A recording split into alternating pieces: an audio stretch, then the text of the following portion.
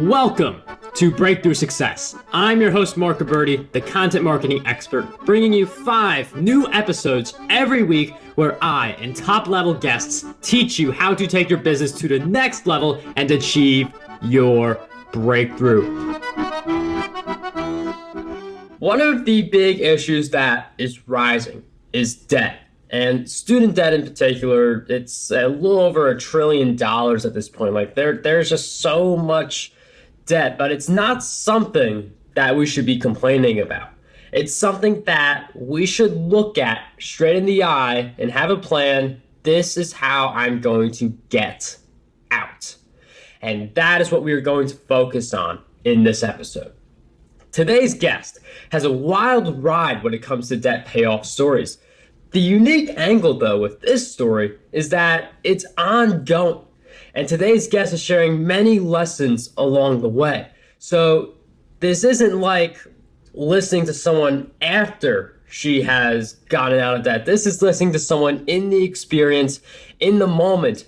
But she has managed to turn $200,000 in debt into just $26,000 as of May 2018 when we are doing this episode. So she has been able to pay off $174,000 of that debt, and she is well on her way to achieving what she calls money liberation, and she is keeping all of us updated on that on chainofwealth.com. Today's guest for episode 181 of the Breakthrough Success Podcast is none other than Katie Welsh. Katie, it is such a pleasure to have you on the show. Wow, thank you. I feel like that is a really incredible person that you were talking about. And then I was like, oh, wow, wait, that's me. That is you.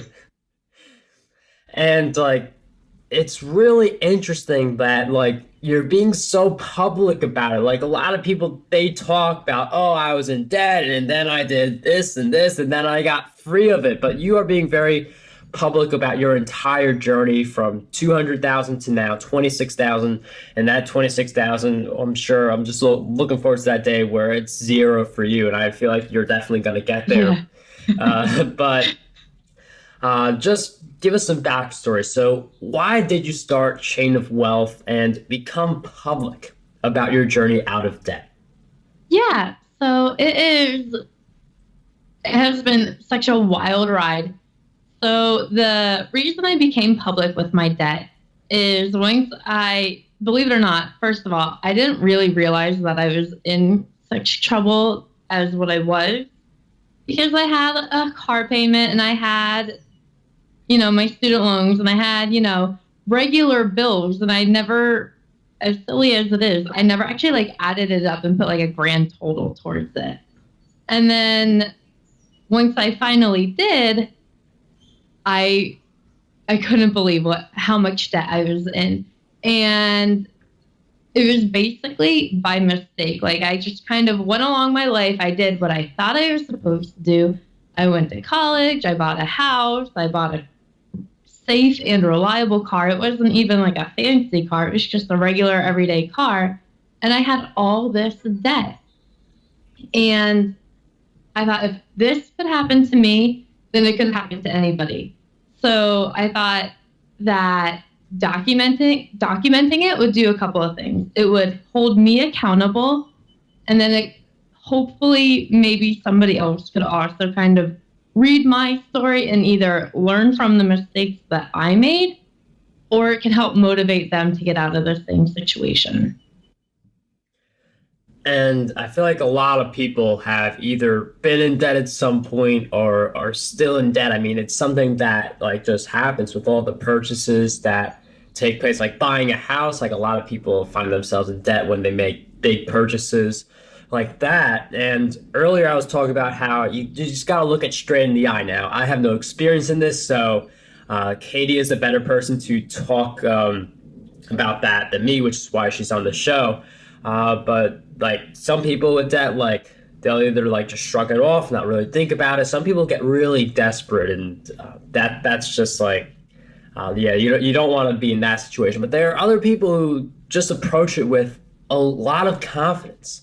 So how can you just look at the debt straight in the eye? Like when you were starting $200,000 in debt, how do you eventually look at that confidently and say someday that number is going to be zero?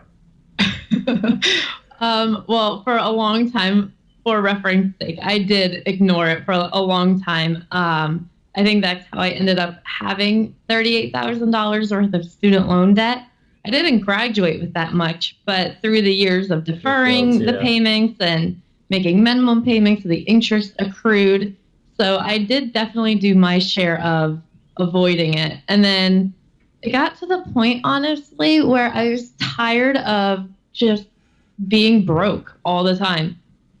I would try to map out how I would pay things on my, regular income as an elementary school teacher. And there were times where it was frighteningly tight. Like there was no money left over at all, like not even to stop and get a milkshake. So I decided when I moved from Florida to Virginia, I had obviously my home still in Florida, and I didn't want to go through the hassle of having to find a renter and then something will break and then I'll have to fix it from 5 states away. So the market was good. I decided the first thing I needed to do was to sell my house because that was a big chunk of, paying the mortgage and the HOA fee.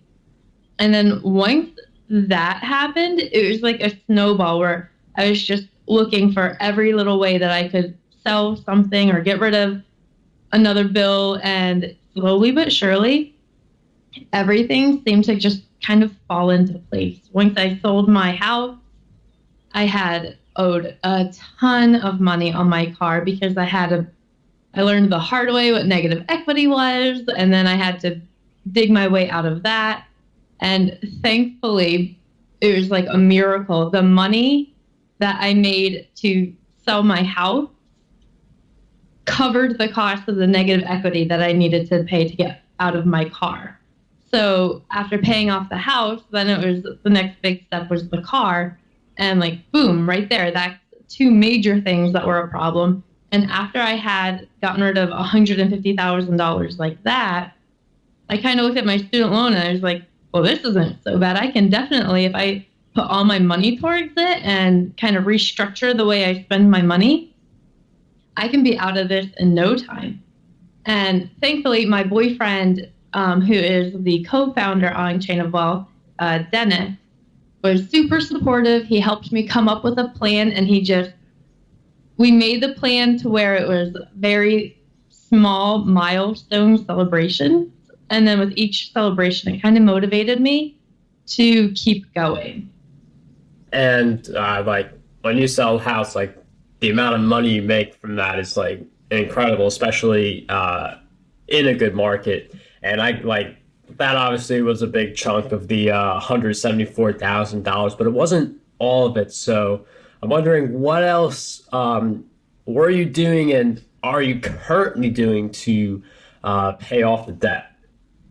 Right. So I decided when I moved to Virginia that I was going to put my teaching career, I guess, on hold. I'm not done teaching, but I was ready to try something else. And I thought that the move to another state and honestly the fact that all of my teaching stuff wouldn't fit my car, it was the perfect time to try something new.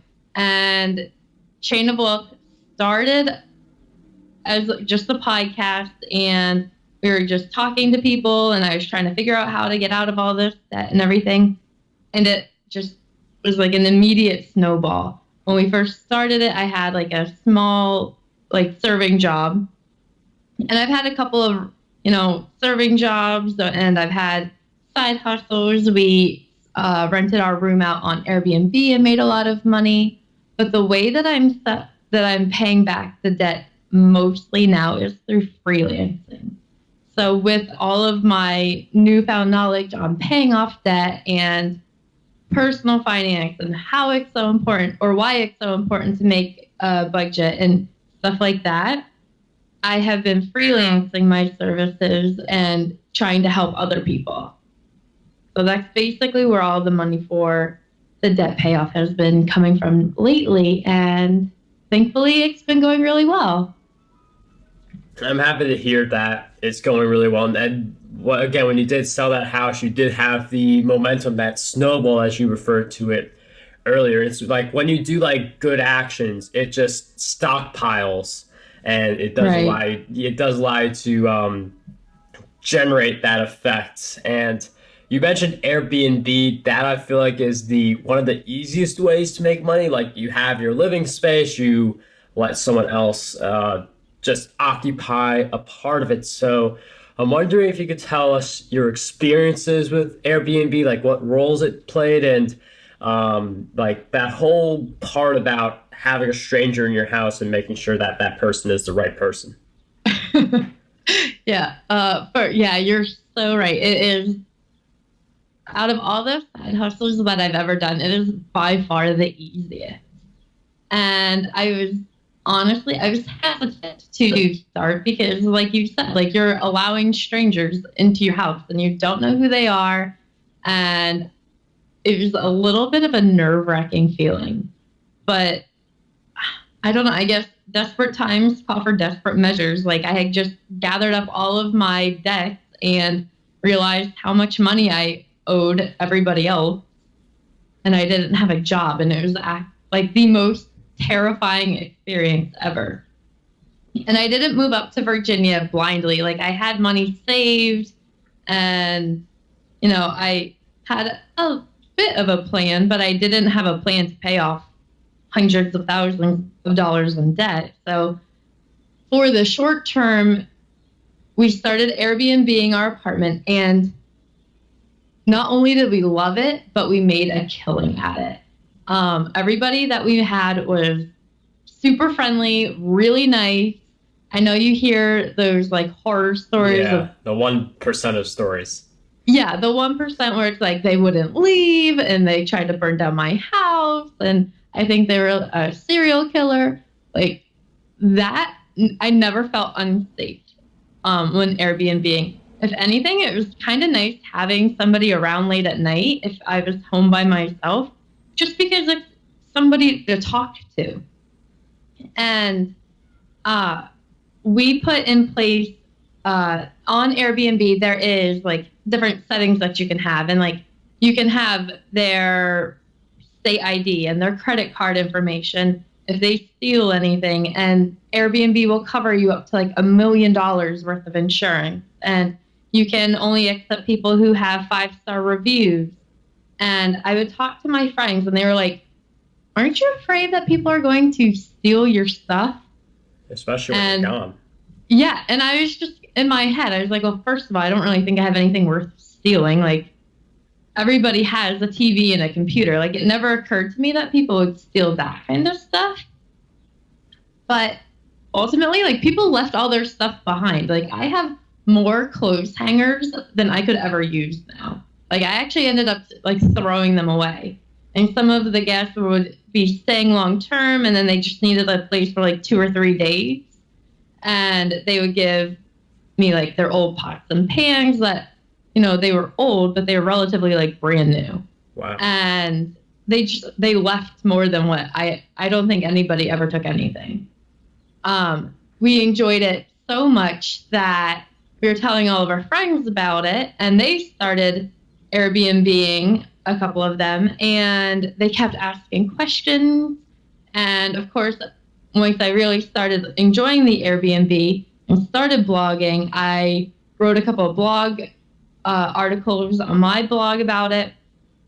And some of my readers would email me and ask different questions. And again, I did not plan it like this, but it kind of snowballed. I made my first course, and the whole thing is just how to like set up your profile to really maximize your profile to make it stand out from everybody else, and like little tricks and tips on how to make it like a 5 so you become a super host and get all 5-star reviews. So that was a lot of fun as well.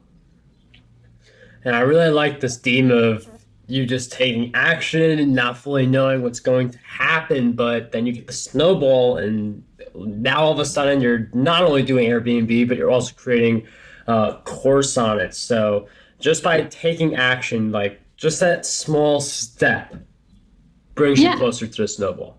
Yeah, and none of it has been like really planned ahead. If you would have told me even a year ago, because I have not hit my year mark of living in Virginia yet. If you would have told me a year ago that I would be living in I knew I would be living in Virginia, but that I would have taken a year off of teaching and I had a podcast and a blog and I was freelance writing and I had borrowed all of this debt out of my life, I wouldn't have believed you. And the way it's all just turned out, it's just been like a change of like attitude and like a can-do feeling, and everything has just fallen into place. That is what happens when people do take action, and especially for a goal like getting $200,000 in debt, getting out of that. For some people, that just seems impossible based on their mindset. Largely is a determinant of how successful they are in their goal to get out of debt, and just any goal in general. And throughout your journey, I mean, I know you've interviewed a lot of people on your podcast. You've come across a lot of people who are in debt trying to get out. What do you believe holds most people back from getting out of debt? Like, I know you're not out of debt yet technically, but you are doing the actions that are going to someday lead you out. Right. Oh, sorry. Right. So can you say that question one more time? Oh, yeah, sure. So basically, what's holding people back from getting out of debt? Honestly, maybe a couple of things, because I think a couple of things held me back.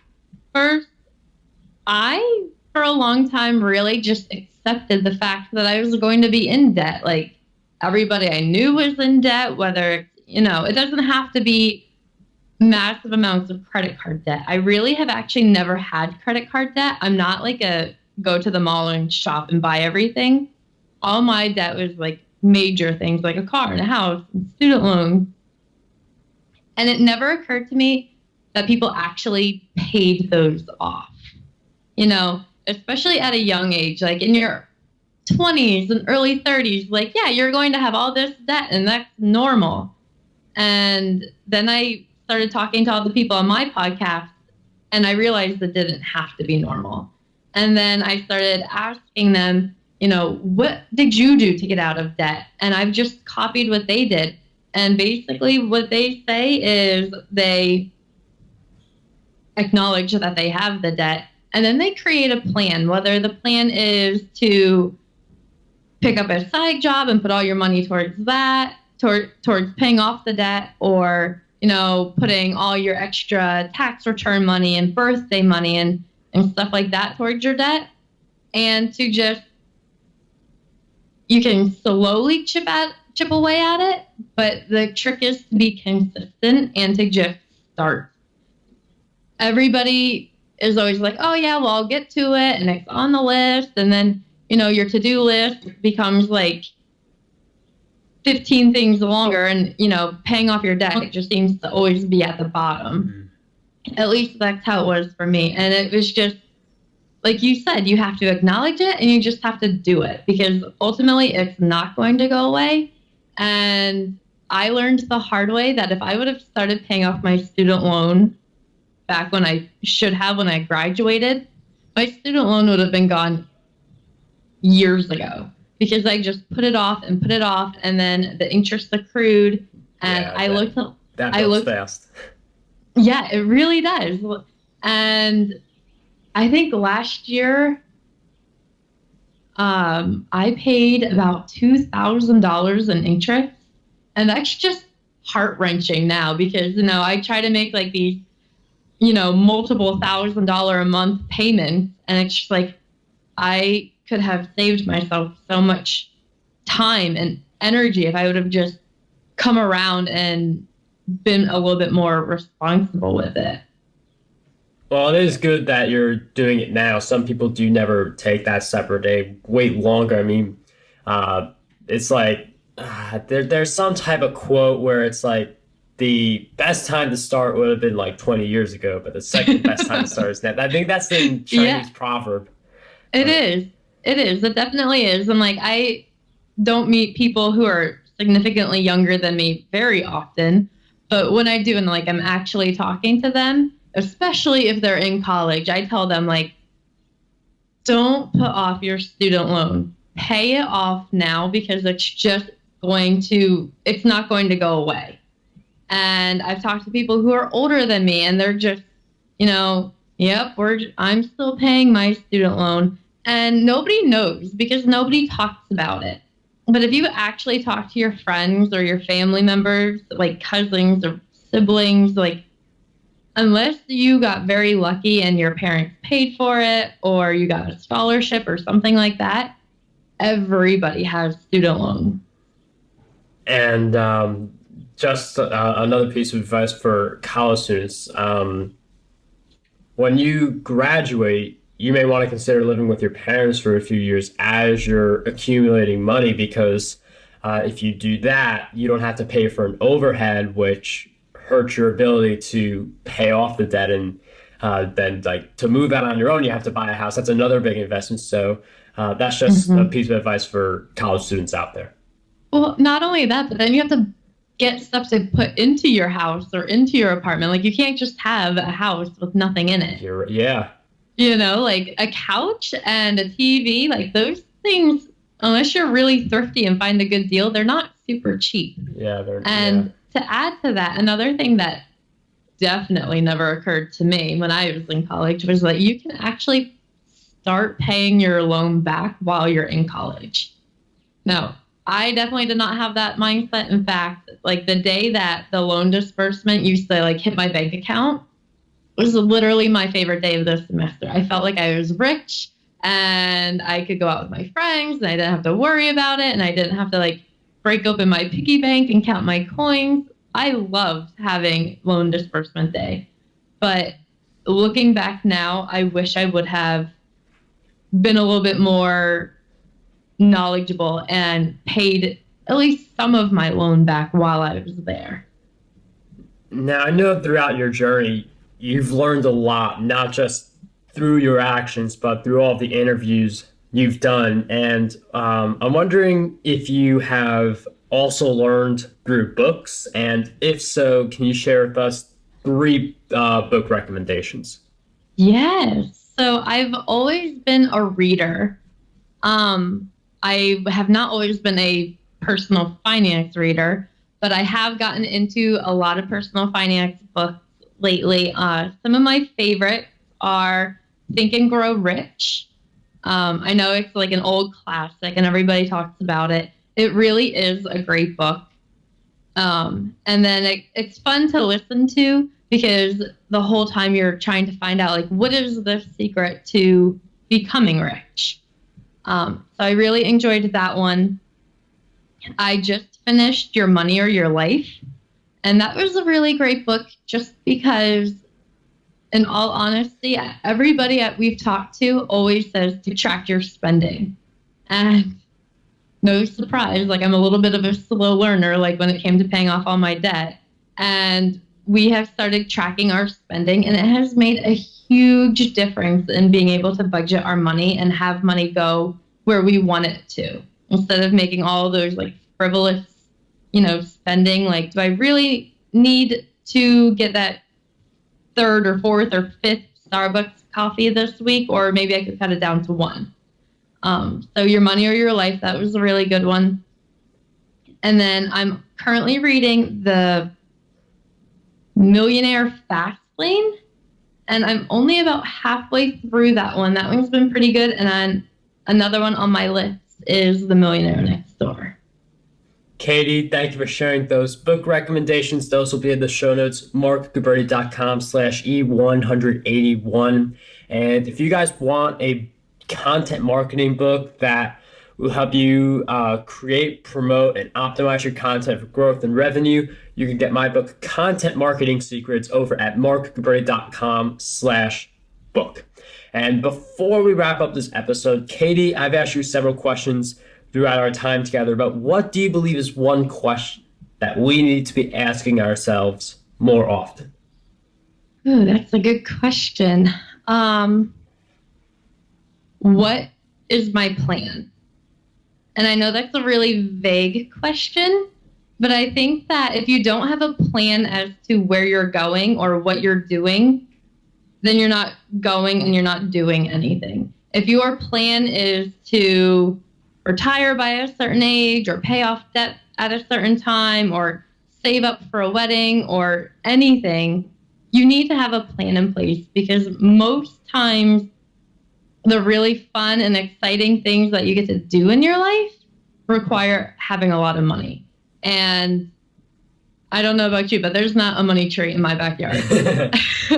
So we have to plan how we're saving our money and what investments are going to be good for the long term. And everything has been a plan. Even back when I had all the debt, we made a plan to get out of it.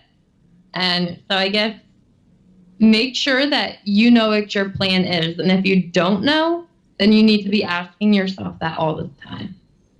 Katie, I love that question, how it goes full circle with what we've discussed, how you had a plan and that just gave you the action steps. And as you took more action, it allowed you to explore new opportunities. So I'm really happy that you ended off that question. Thanks. So if you guys want to learn more about Katie and follow her journey, you can go to chainofwealth.com. And something that I'm actually going to say on air, Katie, you only have $26,000 left. The moment you bring that number down to zero, come back on the show and let us know what you did to chip away that final $26,000 and be debt free, because I'm sure listeners will learn a lot from that part of your story as well. I definitely will. Thank you so much. My pleasure, Katie. It was such a pleasure to have you on the show. Yeah, it was so much fun. Thank you. How does over 100 retweets per day sound to you? My free ebook, 27 Ways to Get More Retweets on Twitter, has you covered. I use the methods within this ebook to get over 10,000 retweets every single quarter. To learn